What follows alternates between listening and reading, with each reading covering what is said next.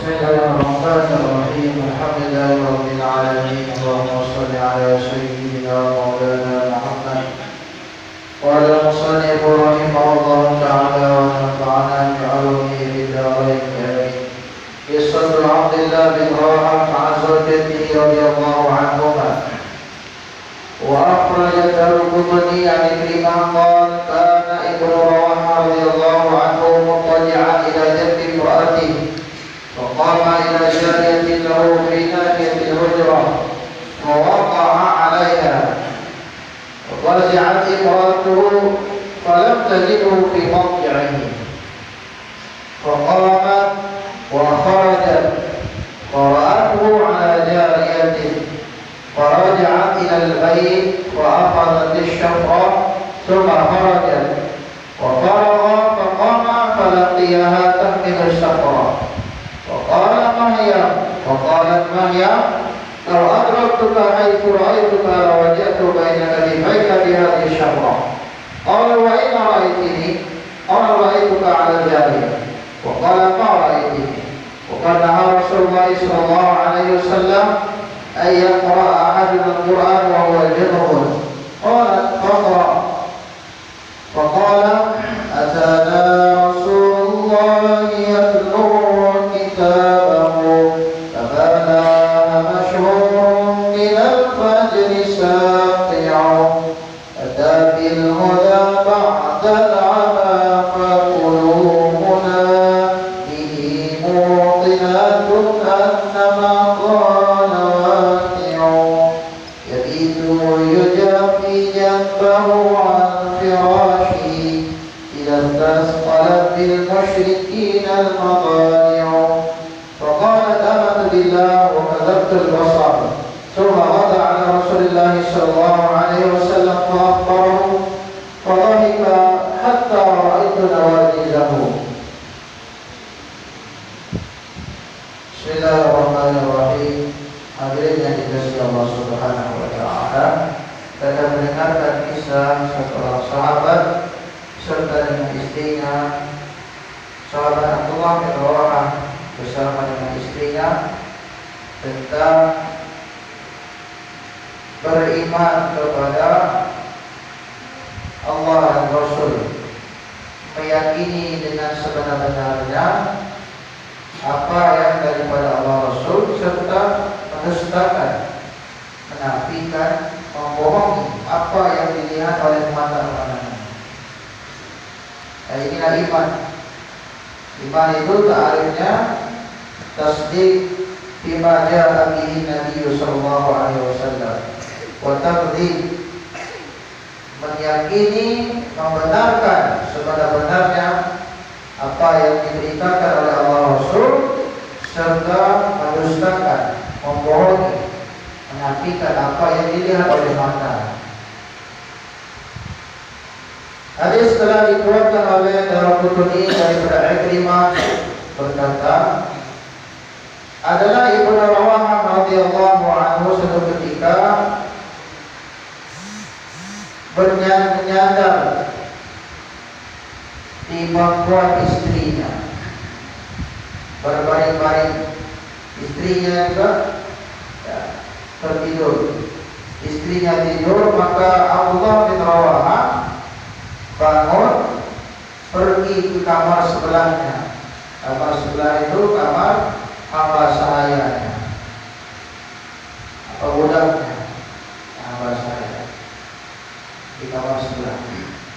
Kemudian Abdullah bin Rawahah telah bersetubuh jima dengan hamba sahayanya, pada hambanya.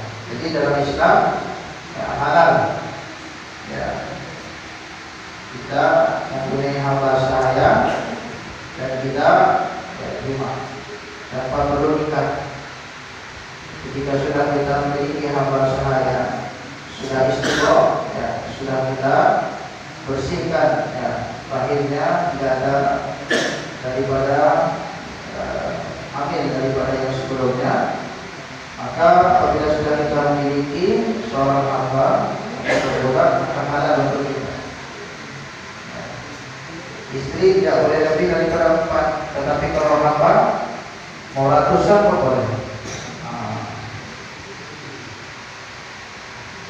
Maka dia telah melakukan persetubuhan dengan hamba sahayanya.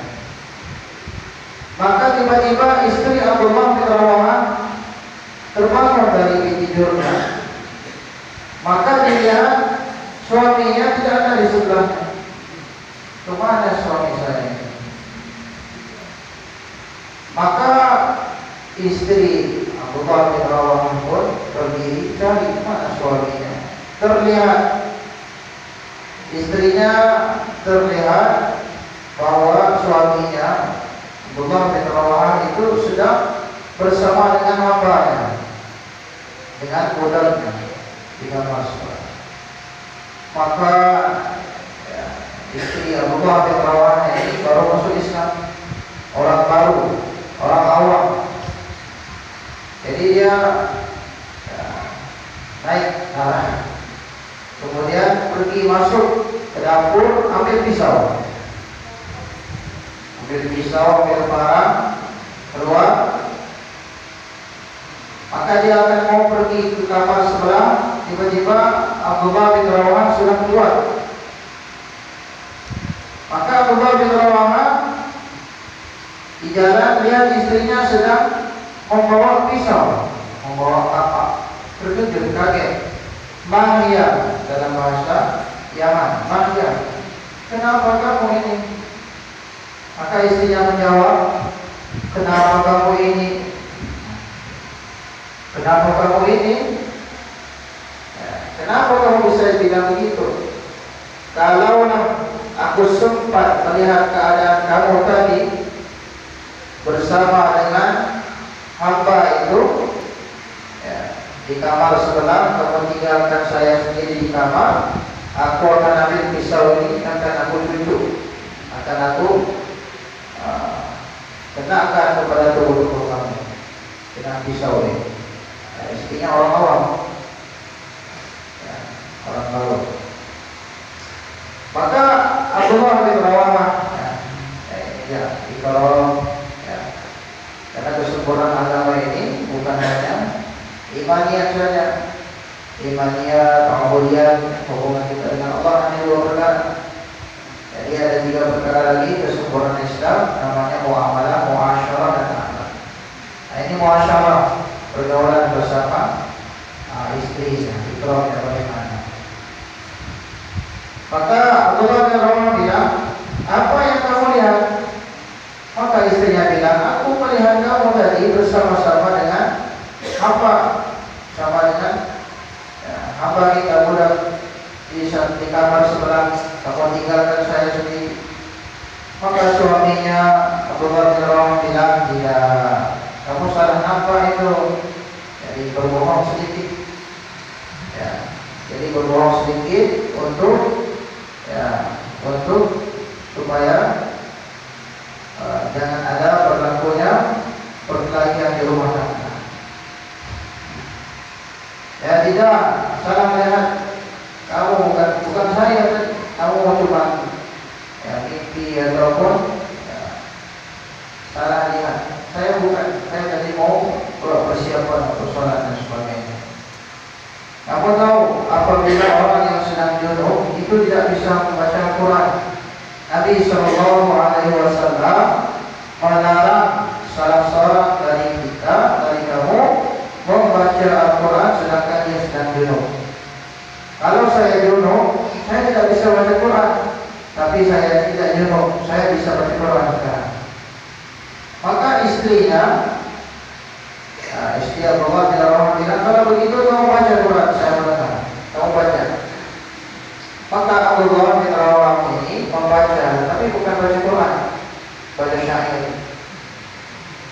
Jadi istrinya orang awam, baru masuk Islam, belum kenal Quran, tidak hafizah, tidak bisa baca Quran.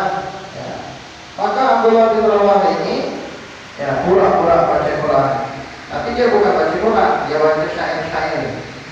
Kana Rasulullah yatlu kitabahu. Dia membaca seperti baca Al-Quran, tapi bukan Al-Quran. telah datang kepada kita Rasulullah yang telah mendakwakan kitabnya Allah Subhanahu wa taala. Datangnya kama syurur min al-hudri syafi'u. Datangnya Rasulullah kepada kita ini membawa cahaya nur, ya, menukar daripada kegelapan kepada terang benerang. Atabil huda ma'al ama faquluhuna. Dan Rasulullah telah datang dengan membawa hidayah setelah daripada kesesatan. Dan hati-hati kita dengan Al-Quran, dengan Rasulullah ini sangat meyakini bahawa apa sahaja yang diperkatakan oleh Rasulullah itu pasti akan berlaku. Yabitu yujafi janbahu an firashihi. Sifat Rasulullah ini bermalam, tidur malam tetapi merenggangkan lambungnya daripada tempat tidur. Artinya tidak tidur, renggang jauh daripada tempat tidurnya, karena berat bebannya memikirkan keadaan umat. Ini suaminya, nah ini Abdullah bin Rawahah ini membaca syair ini. Istrinya bukan hafizah, orang awam. Nah, ini saya baca Al-Quran. Nah, maka apa perkataan istrinya? Amantu billah wa kadzabtul basar. Kalau begitu aku beriman dengan Allah Rasul, aku dustakan, aku bohongi apa yang aku lihat tadi. Jadi apa yang aku lihat aku dustakan. Meyakini ya perkataan Allah Rasul. Jadi aku lihat tadi itu bukan, itu hanya tipu saja. Aku hanya yakin kepada Allah Rasul. Jadi pesan masalah dakwah ini walaupun orang baru iman yang kuat. Kemudian Abdullah bin Rawahah ini kebesokannya berguzari dengan Rasulullah SAW. Takut salah di atas tidak lakunya ini.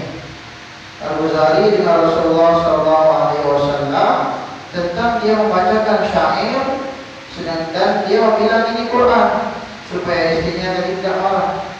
Maka Nabi mendengarkan Ghazali ini, Nabi ketawa sampai nampak gigi Nabi SAW. Nah, hadirin Allah Subhanahu wa taala, kita dengarkan kisah sahabat.